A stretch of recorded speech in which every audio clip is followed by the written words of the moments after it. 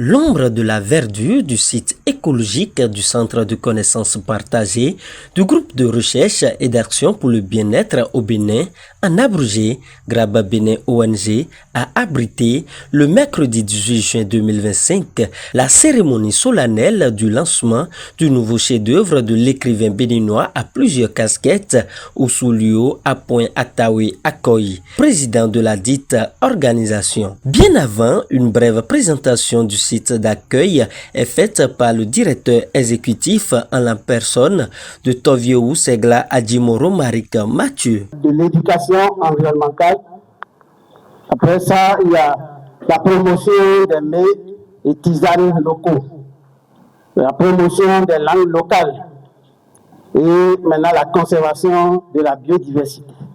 Et c'est ça qui nous amène à travailler avec tous ceux qui sont des garants de la tradition, les dignitaires des forêts et sites sacrés, l'autonomisation des femmes qui nous amène à la promotion de l'agroécologie, du maraîchage et un système de prêt, tontine prêt avec les femmes pour leur permettre de subvenir aux besoins de la famille et contribuer aux dépenses du foyer. Et ce qui nous amène ici ce matin est beaucoup plus la valorisation des savoirs et connaissances traditionnelles. Le livre écrit s'inscrit dans ce grand programme qui nous amène à documenter les valeurs de nos communautés autochtones et locales et maintenant de les promouvoir afin que ça puisse être connu de tous. Puis s'ensuit la présentation de l'auteur du livre. Il est prince héros dignitaire de la cour royale des Tolini du Bénin, du Nigeria et de la diaspora. Atawe Akoyi est bien plus qu'un homme de savoir. Il est un passeur de mémoire, un bâtisseur de destinée et un serviteur infatigable des communautés endogènes et autochtones d'Afrique et d'ailleurs. Né en 1972 à Avrancourt, ingénieur en planification et management communal, expert chevronné en décentralisation, développement local et gouvernance participative, il cumule plus d'une vingtaine d'années d'expérience au service des collectivités locales, des citoyens et surtout de la terre-mère. Anciennement chef service technique, chef du développement local de la planification et secrétaire général de la mairie d'Avrancourt, il a été un acteur central des grandes mutations territoriales de sa commune native qui est Avrancourt, où il a pu porter avec audace et compétence des projets structurants tels que l'élaboration et la mise en œuvre de plusieurs générations de plans communaux de développement, des agendas 2021 et 2030, des plans de mobilisation de ressources, des évaluations du gisement fiscal, des chartes locales et même des projets transfrontaliers. Homme de terrain et de conviction, Apollinaire Ousoulio est également président fondateur de l'ONG Graba Bénin qui venait d'être présenté et dont ce site écologique nous accueille gracieusement en ce moment. En effet, Graba Bénin est une structure de référence en recherche-action dans l'éducation environnementale intergénérationnelle, la conservation de la biodiversité et de la gouvernance écologique qui a su s'imposer au Bénin et dans le monde de par le leadership de son président. Homme de réseau et d'influence, Apollinaire Ousoulio est également un conférencier international qui a su représenter le Bénin dans plusieurs forums continentaux. Il a conduit des missions d'études et de renforcement de capacités dans plus d'une vingtaine de pays africains, notamment au Burkina Faso, Ghana, Togo, Côte d'Ivoire, Éthiopie, Tanzanie, Kenya, Madagascar, Afrique du Sud et Botswana. Également en Europe, France, Suisse, Italie, Espagne, puis en Amérique latine, Venezuela, Costa Rica et en Australie. Il est reconnu par les réseaux les plus prestigieux tels que l'UICN, l'EBN, le Social Watch et bien d'autres.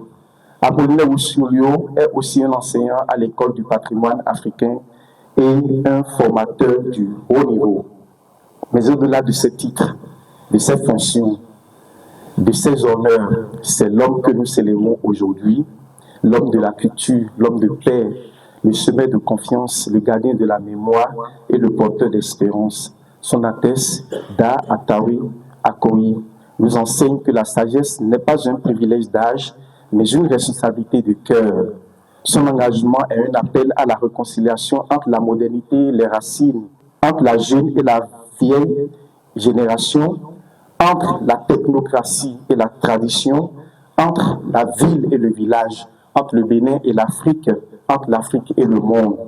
Aujourd'hui, il nous rassemble pour la sortie de son tout nouvel ouvrage, un bijou de sagesse intitulé Paroles de la sagesse africaine. Ce livre qu'il définit lui-même comme un hymne de la parole enracinée à la pensée lente et profonde de nos ancêtres, nous ouvre un chemin vers l'âme de l'Afrique.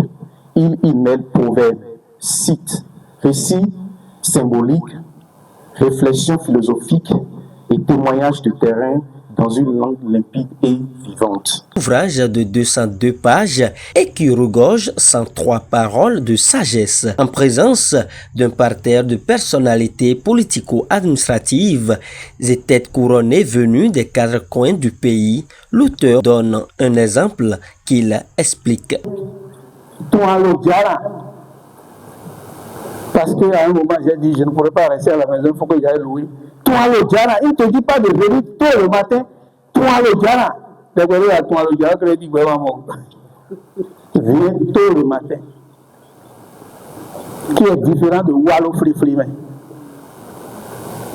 Viens à l'aube, viens tôt le matin. Ce n'est pas la même chose dans notre tradition. Wallo Free Free. Toi le Djara. Ça veut dire que tel qu'il doit se trouver chez lui. Mais aujourd'hui, combien de nos enfants ont encore ces expressions? Et c'est à nous. On n'a pas donné de contenu. On n'a pas donné de contenu à nos savoirs. Et on perd aujourd'hui en copiant les autres. Mais quand on fait un roble volé, Zangi, aïe, bah, on dort. Mais on fait un roble volé, Zangi, aïe, bah, on dort. Mais les Zandofia, Zanogando a dit, des Zandofia. Rappelons que Sa Majesté Kinidegui Gbozekpa Gbena, roi des Tolinous du Bénin et de la diaspora, a parrainé cette noble cérémonie. Plein succès et de sagesse à toutes les concessions qui auront la parole de la sagesse à leur porter.